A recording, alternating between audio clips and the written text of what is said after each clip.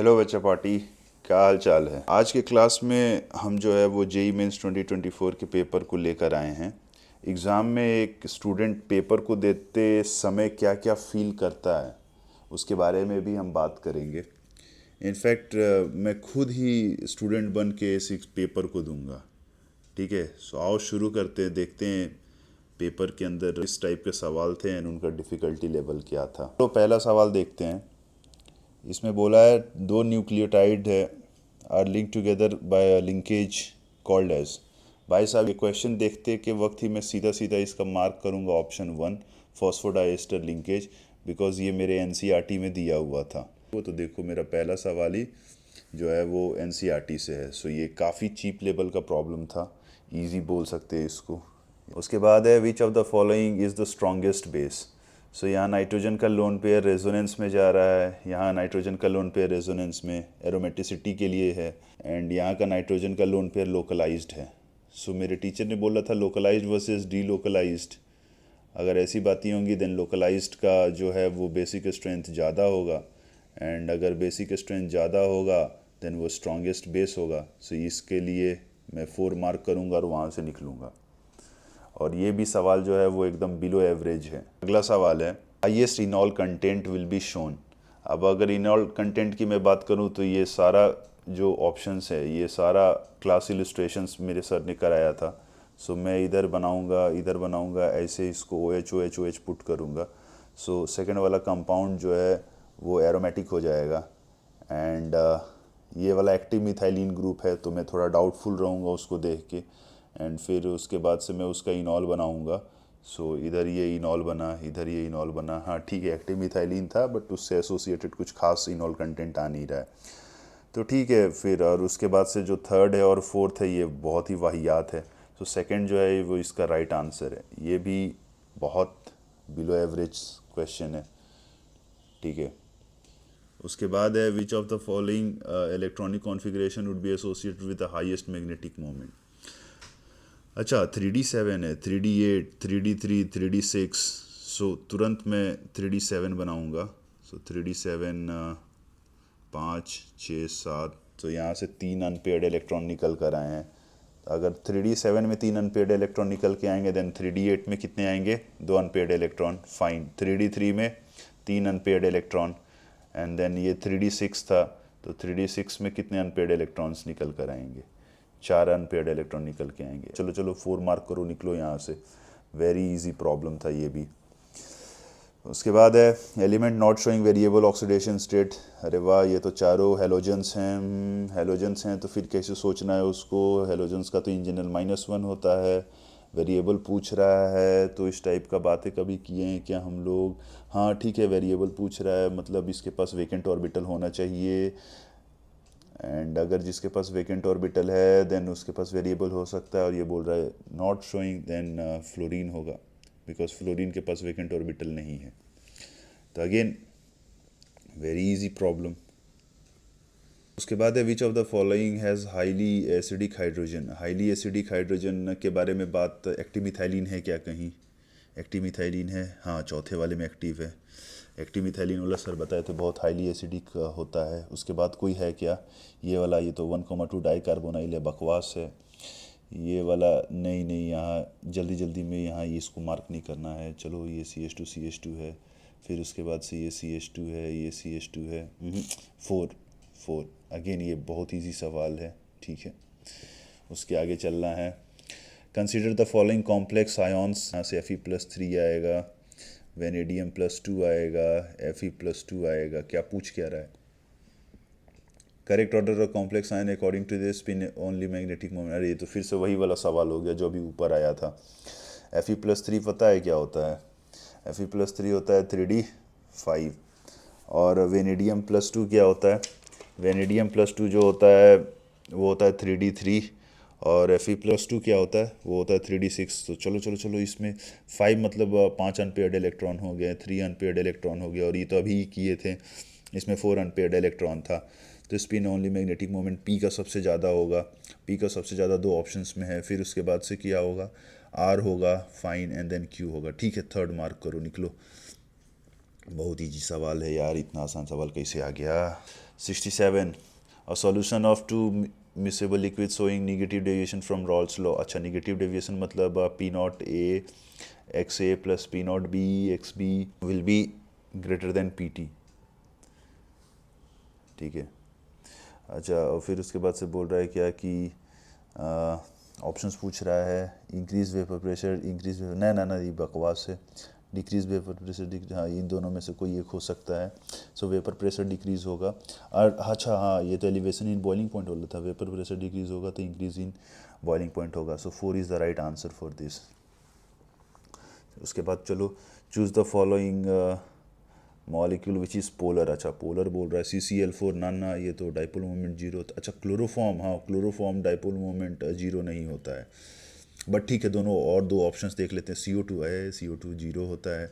CH2 double bond CH2 है ये भी जीरो होता है. चलो चलो इसका भी आंसर 4 है. क्या बात है सबों का आंसर 4 ही आ रहा है एग्ज़ाम में. बट ठीक है ध्यान रखना है एक बार फिर से चेक कर लेंगे. ये भी बहुत आसान सवाल था.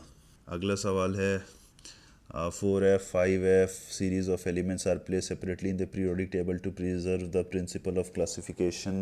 बंटवारा के लिए यूज़ करते हैं. हाँ हाँ ठीक है फिर ये स्टेटमेंट 1 तो सही है. S block elements can be found in pure form in nature. Pure form in nature ये तो प्रॉब्लम हो जाएगा. नहीं ये कंबाइंड फॉर्म में होता है. प्योर S ब्लॉक जो होता है वो ज़्यादा रिएक्टिव होता है तो ये कंबाइंड फॉर्म में है. तो स्टेटमेंट 2 हो गया फॉल्स. स्टेटमेंट 2 फॉल्स कहाँ कहाँ है दो ऑप्शंस में है. बट स्टेटमेंट 1 तो ट्रू है सो ये थर्ड होगा. ये भी मॉडरेट बोल देते हैं इसको छोड़ो. जो NCERT पढ़ा हुआ होगा इसको फोड़ देगा तुरंत और जो नहीं पढ़ा होगा वो डाउटफुल होके इसको आंसर करेगा. इसके बाद है ascending order of OH group in the following compounds is. ये वाला जो है वो अल्कोहल है बाकी सारे फिनॉल हैं. एंड अल्कोहल जो होता है वो लेस एसिडिक होता है देन फिनॉल. तो इन सबसे वाहियात ऑप्शन कौन सा है A है. ये मेरे पास दो ऑप्शंस में हैं भाई साहब ये इस तरीके से करना है. उसके बाद से NO2 ग्रुप जो है वो इस O माइनस को ज़्यादा स्टेबल बनाएगा. तो कितना ज़्यादा NO2 ग्रुप है. E वाले केस में 2 है B वाले केस में 1 ही है. सो E सबसे ज़्यादा होगा एंड देन B. एनीवेज वहाँ से कोई आंसर नहीं आ रहा है. So between C and D ये OMe सपोर्ट करेगा. सो सपोर्ट करेगा देन O माइनस की स्टेबिलिटी कम होगी. यहाँ पे तो ये रेफरेंस ही है. सो उसके बाद आएगा C एंड देन आएगा D. सो इसका राइट आंसर होगा 4. सो ये भी इम्पॉर्टेंट एसिडिक स्ट्रेंथ पे बेस्ड था. एंड अगर वो इम्पॉर्टेंट एसिडिक स्ट्रेंथ ऑर्डर आपको नहीं आता है देन फिर आप इसको सॉल्व करने में आपको प्रॉब्लम आएगी. अल्कोहल्स का जो होता है एसिडिक स्ट्रेंथ कम होता है कंपेयर टू फिनॉल्स. उसके बाद है paranitrophenol is more acidic than meta and orthonitrophenol. हाँ ये भी important acidic strength order sir class में बताए थे एंड उसके हिसाब से पैरा वाला जो ज़्यादा होगा acidic strength compare to meta and ortho. उसके बाद है ethanol will give immediate turbidity with Lucas. अरे भाई 1 डिग्री जो है वो टाइम लगाता है 25 से 30 मिनट देगा. सो ये तो बहुत गलत है. 3 डिग्री होता तो बोल भी सकते थे. तो स्टेटमेंट 2 जो है वो हो गया फॉल्स एंड स्टेटमेंट 1 जो है वो हो गया ट्रू. सो ये कहाँ है यहाँ फॉल्स है. सो ये ट्रू है. फाइन. 71 वाला ये भी बहुत बिलो एवरेज सवाल है. 73 melting point of boron is unusually high in group 13. अरे ये तो सीधा प्रॉपर्टीज से आ गया. ये तो सही बात है. ये तो हम लोग को सर बताए भी थे वो आइकोसाहेड्रन वाला न्यूमेरिकल करा के JEE एडवांस वाला. उसमें ये पता भी हुआ था. अगर NCERT हम नहीं भी पढ़े होते तो भी हमको पता होता बट हम तो पढ़े हैं NCERT. फिर solid boron has a very strong crystalline structure. जितने भी एलोट्रोपिक फॉर्म होते हैं बोरोन के वो आइकोसाहेड्रन ही होते हैं टाइप के. सो या सही है. हाँ ये भी सही है. So both A and R are correct and R is the correct explanation of A. 74 cyclohexene दिया हुआ है is an example of. A cyclic तो है नहीं. ओपन चेन नहीं है. बेंजीन एरोमेटिक नहीं है. बेंजोनाइन नॉन एरोमेटिक ना ना ये भी नहीं है. एलिसाइक्लिक है. एलिसाइक्लिक हाँ सही है. ठीक है इसका आंसर 4 होगा. 77 जो है वो IUPAC name of the following compound P है. अच्छा इस टाइप का सवाल सर ने कराया था. यहाँ पे बोला था कि अल्फ़ाबेटिकल को देखते हैं इथाइल वर्सेस मिथाइल. तो ethyl will come first. So numbering वहाँ से शुरू कर देते हैं. बट यहाँ पे तो फिर लोएस्ट सम रूल को देखना होगा ध्यान में. सो इथाइल से शुरू करेंगे 1 2 3. सो it will be like 3 ethyl 1,1 dimethyl cyclohexane. और कोई तो ऑप्शन है नहीं. थर्ड वाला नहीं ले सकते बिकॉज ये लोएस्ट सम रूल को वायलेट कर रहा है. तो ठीक है ये भी बहुत ईजी सवाल है. 75 में बोल रहा है ये तो येलो कंपाउंड है लेड क्रोमेट का, dissolve in treatment with hot NaOH solution, product of the lead formed is. भाई ये तो डी ब्लॉक में कराया गया था और डी ब्लॉक के साथ साथ सॉल्ट एनालिसिस में कराया गया है, और बताया गया था कि जो है वो PbCrO4 NaOH के साथ रिएक्शन करके Na2PbOH होल 4 बनाता है along with Na2CrO4। सो ये तो सही है। ये तो अगर आयन की बात करें then it's a dianionic complex. And अगर कोऑर्डिनेशन नंबर की बात करें देन कोऑर्डिनेशन नंबर 4 है, सो इसका भी आंसर 4 है। NaCl reacts with concentrate H2SO4 K2Cr2O7 to give reddish brown fumes। ये भी डी ब्लॉक का इम्पोर्टेंट रिएक्शन है जो सर ने कराया था।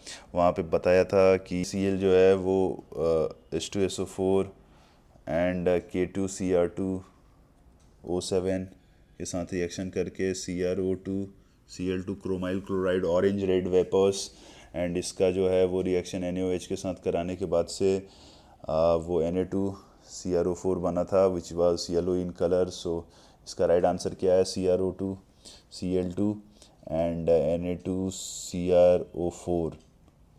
एनीवेज ये तो मेरे मॉड्यूल में भी था, स्ट्रेट अवे मॉड्यूल से आया वो सवाल है ये। जो अगला सवाल है वो है aqua solution of ammonium carbonate is basic NH4 whole twice CO3। It's a combination of salt of weak acid and weak base। Acidic and basic nature of the salt solution of weak acid and weak base depends on K and K value। Yes सही बात है, सही बात है। और अब ये पहला वाला स्टेटमेंट बेसिक होगा क्या, तो उसके लिए तो pH निकालना होगा ना। सो pH जो होगा वो 7+12 pKa माइनस pKb। तो pK वैल्यू अगर ज़्यादा होगा pKb से देन ये pH जो है वो ग्रेटर देन 7 होगा एंड देन ये बेसिक हो जाएगा। तो यहाँ पे K value and Kb value पता होना चाहिए। एंड ये H2CO3 एंड NH4OH तो ये बार बार यूज़ में आता है इक्विलिब्रियम के अंदर। देन ये वैल्यू पता होना चाहिए, सर कराए थे, ठीक है। हाँ, K वैल्यू जो है वो H2CO3 का 10⁻⁻7 के रेंज में मुझे याद आ रहा है कि था, एंड NH4OH का जो Kb वैल्यू है वो 10⁻⁵ था, ठीक है। सो वहाँ से आपको आइडिया लग जाएगा कि pK जो है वो बड़ा है compare to pKb, then aqua solution of carbonate is basic. So both the statements are correct. उसके बाद जो है वो 79th problem, correct statement regarding chiral alkyl halide in the case of nucleophilic substitution। retention occurs in SN1, inversion in occurs in SN2। सो ये in general statement पूछा है, in general statement. So in general तो sir बताए थे SN1 के अंदर एसिमाइजेशन होता है एंड SN2 के अंदर इन्वर्जन होता है। सो ऐसा कोई ऑप्शन है क्या? एसिमाइजेशन, रिटेंशन, रेसिमाइजेशन एंड इन्वर्जन, या ठीक है, ऑप्शन 4 है।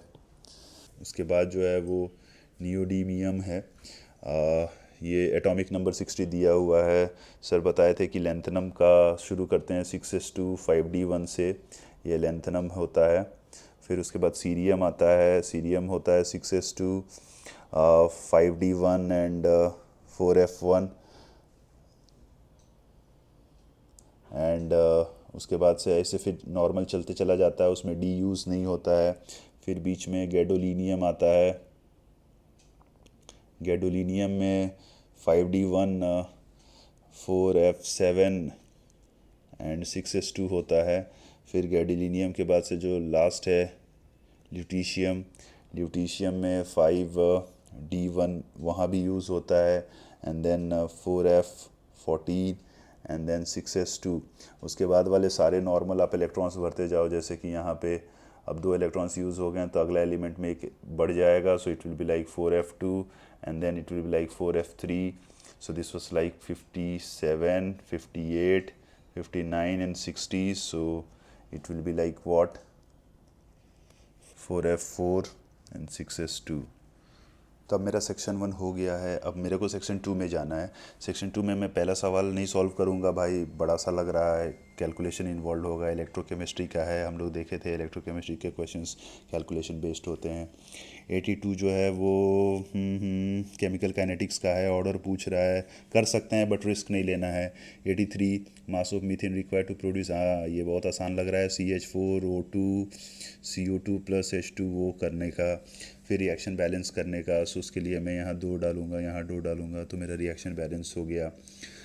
मोल्स ऑफ CO2 कितना होगा 22 बाय मास कितना होता है 44, सो 0.5। सो जितने CO2 के मोल्स उतने मीथेन के मोल्स, एंड मास बोल रहा है तो मीथेन का मास कितना होता है 16 ग्राम। सो यहाँ पे 16 × 0.5 कितना हो जाएगा 8 ग्राम।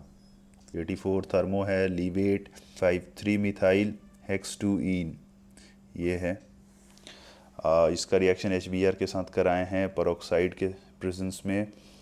Forms addition product, number of stereoisomers of A, तो ये प्रोडक्ट बनेगा। एंड यहाँ पे 2 कायरल सेंटर है, 2 कायरल सेंटर मतलब 4 स्टीरियो आइसोमर्स, ज्योमेट्रिकल होगा नहीं। उसके बाद 86 ये करना है, एरोमेटिक कंपाउंड्स पूछा है, तो ये वाला एरोमेटिक है नहीं, यहाँ sp3 हो गया। ये रिंग के क्रॉस एरोमेटिक है, फिर ये एरोमेटिक है, फिर ये पूरा है। सो ठीक है, इसका आंसर BCD होगा। नंबर ऑफ कंपाउंड्स पूछ रहा था तो आंसर क्या होगा 3 होगा। मेटा डायरेक्टिंग है, लीव इट उसको। उसके बाद से number of electrons present in completely field subshell 4 n = 4, so 4 means 4s 4p 4d and 4f। And अगर s में की मैं बात करूँ देन s में कितने इलेक्ट्रॉन्स होंगे 2, p में कितने होंगे, p में 3 डब्बा होता है तो 6 इलेक्ट्रॉन, d में 5 डब्बा होता है तो 10 इलेक्ट्रॉन, f में 7 डब्बा होता है तो 14 इलेक्ट्रॉन। बट ये s+2 बोल रहा है, मतलब हाफ द इलेक्ट्रॉन्स कंसिडर करने हैं हमें। सो वो 1, ये 3, ये 5 और ये 7, सो इन टोटल कितना हुआ, सो 16 होगा इसका आंसर। उसके बाद है सम ऑफ बॉन्ड ऑर्डर, हाँ ये कर लो, CO ये तो है, ये होता है स्ट्रक्चर इसका। एंड NO+ का क्या होता है, एंड ट्रिपल बॉन्ड हो, सो ये 3 हो गया, ये 3 हो गया, सो ये बॉन्ड ऑर्डर 6 हो गया। बाद बाकी 90 छोड़ दो। सो अगर आप देख पाएंगे देन मैंने किस तरीके से पेपर को अप्रोच करा है। मेरे को जो आता था, मेरे माइंड के अंदर जो थॉट प्रोसेस था अपने पूरे प्रिपरेशंस के दौरान, हर एक स्पेसिफिक चैप्टर्स को लेके मैंने उसको स्ट्रेट वे अप्लाई किया। मैंने कोई सेकेंडरी थॉट नहीं रखा इसके अंदर कि ये हो जाएगा तो क्या होगा, वो होगा तो क्या होगा एंड ऑल। चुपचाप से जो क्वेश्चन आया उस क्वेश्चन के एसोसिएटेड जितने मेरे प्रैक्टिस थे वो सारे प्रैक्टिस को मैंने यहाँ पे यूज़ करा है और उसके बाद से क्वेश्चंस को सॉल्व कर दिया है। Exam is an art where you have to show your skills. आपको सही से प्रॉब्लम को पिक करना है एंड उस प्रॉब्लम को पिक करने के बाद से उसको बस किल कर देना है। एंड किल भी इस सेंस से करना है कि कम से कम टाइम में आप उसको जो है वो डिस्ट्रॉय करें। ये नहीं कि 2 मिनट लगा दिए, 3 मिनट लगा दिए, अनावश्यक रूप से वो क्वेश्चंस को टारगेट कर दिए जिस क्वेश्चंस के अंदर कैलकुलेशंस थोड़े से इन्वॉल्व थे कंपेयर टू अदर प्रॉब्लम्स। सो अगर मैं टाइम की बात करूँ देन पहला वाला सवाल मुझे कितना टाइम लगेगा 15 सेकेंड, दूसरा वाला 20 सेकेंड, ठीक है, थर्ड वाला भी 15 सेकेंड, तो अभी टोटल कितने हो गए 50 सेकेंड हो गए हैं। फिर ये कितना हुआ 65th वाला ले लो 30 सेकेंड्स ले लो, 50 और 30 कितने हुए 80 सेकेंड। 63rd वाला भी ले लो 30 सेकेंड, सो टोटल अभी कितने हो गए 110 सेकेंड हो गए। 66 वाला एक्टिव मिथाइलिन ग्रुप है, ये 20 सेकेंड ले लो, 110 और 20 कितने हो गए 130 सेकेंड। 68 वाला ले लो आप 45 सेकेंड्स, ठीक है। सो टोटल कितने हो गए 175 सेकेंड्स। सो आप मान लो अप्रॉक्सीमेटली अभी तक 3 मिनट यूज़ हो गया है आपका, ठीक है, केम में। फिर उसके बाद से ये तो elevation in boiling point and negative deviation वाला सवाल था, तो ये आप 15 सेकेंड ले लो। फिर 69 भी बहुत वही 15 सेकेंड, बहुत आसान सवाल था, 30 सेकेंड इधर हो गया। 70 वाला जो है वो आप थोड़ा पढ़ने में और सोचने में थोड़ा टाइम लगाओगे तो 30 सेकेंड ले लो, ठीक है, तो कितना हो गया उधर 30 30 60 हो गया। 72 वाला आप ले लो 30 सेकेंड्स, 90 सेकेंड्स हो गए टोटल। 71 वाला चीप लेवल का स्टफ्स था, इम्पॉर्टेंट एसिडिक स्ट्रेंथ ऑर्डर वाला सवाल था, बट ठीक है फिर भी इसके लिए आप 30 सेकेंड ले लो। सो अभी तक 2 मिनट इधर हो गया, अब पहले का 3 मिनट था, सो टोटल 5 मिनट हो गए हैं। और अगर आप देख पा रहे हैं देन 5 मिनट में आई थिंक 11 सवाल हो चुके हैं या 12 सवाल। एनीवेज 73 जो है वो भी क्या है, आप ले लो 30 सेकेंड्स, क्योंकि ये तो बेसिकली फिज़िकल प्रॉपर्टीज़ पे सवाल पूछा है। 74 20 सेकेंड्स, सो 50 सेकेंड्स हो गए। ये 77 IUPAC है, so you should be taking a bit precaution. 30 seconds ले लो आप, सो कितने हो गए, 30 30 60 एंड 20 80। 75 वाला आप ले लो, 40 सेकेंड्स ले लो, ठीक है। सो 2 मिनट हो गए टोटल। सो पहले से ही हमारे पास कितने थे, 3 + 2, एंड अब फिर से कितने हो गए, 2 मिनट हो गए। सो 7 मिनट हुआ है टोटल। फिर उसके बाद से ये जो NaCl वाला था, ये आप एक मिनट ले लो। सो टोटल अभी तक 8 मिनट हो गए। फिर उसके बाद 76 जो है वो aqua solution of ammonium carbonate is basic, ये वाला तो जो है वो 45 सेकेंड्स का सवाल था, उससे ज़्यादा नहीं देना था। 79 SN1 SN2 आप देखते ही मार्क कीजिए, तो कितना हो गया, 1 मिनट यहाँ हो गया। सो टोटल ऑलरेडी अपने पास 8 मिनट्स थे और 1 मिनट और हो गया, 9 मिनट हो गया। 80 वाला जो है इसमें भी आप 1 मिनट लगा लो, तो कितने हो गए टोटल, 10 मिनट। उसके बाद से अगर सेक्शन 2 की बात करें, देन ये वाला सवाल 30 सेकेंड होगा। स्टीरियो आइसोमर वाला जो सवाल हमने सॉल्व किया, ये 45 सेकेंड्स होगा, ठीक है। एरोमेटिक कंपाउंड्स वाला जो था वो 20 सेकेंड, एंड ये स्पिन वाला भी था, वो 20 सेकेंड ले लो, एंड ये तो स्ट्रक्चर वाला था, तो 30 सेकेंड ले लो। इन जनरल में बात करूँ तो ये जो पेपर है, ये पेपर पूरा का पूरा आपका 15 मिनट में कंप्लीट हो जाता, अगर आप एक डेडिकेटेड स्टूडेंट हैं, ठीक है। प्रॉपरली आप 2-3 साल JEE मेंस की तैयारी करी है आपने, या फिर JEE एडवांस की तैयारी करी है आपने, देन ये 15 मिनट में पूरा पेपर कंप्लीट हो जाएगा आपका। उसके बाद से आप प्रिकॉशन के पॉइंट ऑफ व्यू को देखते हुए आप और 5 मिनट एडिशनल दे सकते हैं, ठीक है। एंड जस्ट आप वो 5 मिनट इसलिए दे रहे हो ताकि आप दूसरे सब्जेक्ट में भी जब जाओ तो वो क्लियर माइंडसेट के साथ जाओ कि हाँ, मेरा एक जो सब्जेक्ट है उस सब्जेक्ट में तो मैंने सारे क्वेश्चंस को अच्छे तरीके से फोड़ डाले हैं, ठीक है। So ideally 20 minutes is more than enough for this particular problem, considering कि एग्ज़ाम के अंदर आपको थोड़ा पैनिक तो होगा, ठीक है। एंड उस पैनिक को आपको साइड करना है, बिकॉज आप देखो तो पेपर का स्टैंडर्ड क्या है यार। एक होता है कि एग्ज़ाम में पैनिक हो रहा है, पेपर का स्टैंडर्ड भी वैसा ही है, तो फिर समझ में आता है जब पेपर के अंदर ही किसी एक पर्टिकुलर सेगमेंट को से वो 2 सवाल पूछ दे रहे हैं, कोई एक सेगमेंट जो आपका बहुत स्ट्रांग है, जिसके लिए आप डेडिकेटेड हो के तैयारी किए होंगे शायद, उससे एसोसिएटेड कोई सवाल ही नहीं आया है यहाँ। सो इट्स फाइन, लाइक आपको क्या देखना है, आपको देखना है कि 25 सवाल सॉल्व करने हैं, दैट्स ऑल। की तैयारी अच्छी है, आप जाओ और उसको सॉल्व करके आओ, ख़त्म बात है ना। आज के क्लास में मैंने पहले पेपर को लेकर आया था, उसके बाद से अगले क्लास में मैं दूसरे पेपर को लेकर आऊँगा, ठीक है। सो पढ़ाई करते रहिए, all the best, bye bye.